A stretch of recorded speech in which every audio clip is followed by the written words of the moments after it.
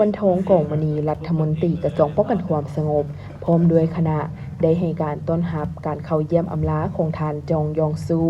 เอกอัครราชทูตวิสามัญภูมิอำนาจติมแห่งสาธารณรัฐเกาหลีประจำสาธารณรัฐประชาธิปไตยประชาชนลาวที่ได้สำเร็จการปฏิบัติหน้าที่อยู่สาธารณรัฐประชาธิปไตยประชาชนลาวในวันที่9 กรกฎาคม ปี 2026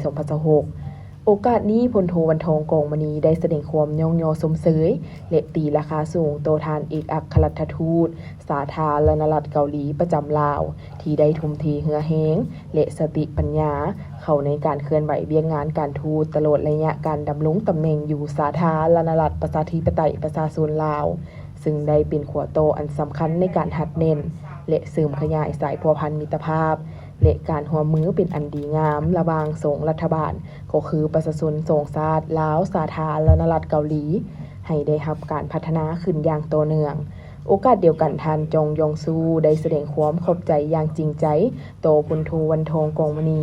ที่ได้ให้การหัวมือสนับสนุนและอำนวยความสะดวกให้แก่ตนเองในการปฏิบัติหน้าที่การทูตอยู่สาธารณรัฐประชาธิปไตยประชาชนลาวจนสำเร็จผลอย่างจบงามพร้อมทั้งยืนยันว่าจะยังสืบโตสนับสนุนและส่งเสริมสายพัวพันมิตรภาพระหว่างสองประเทศให้เจริญยิ่งขึ้น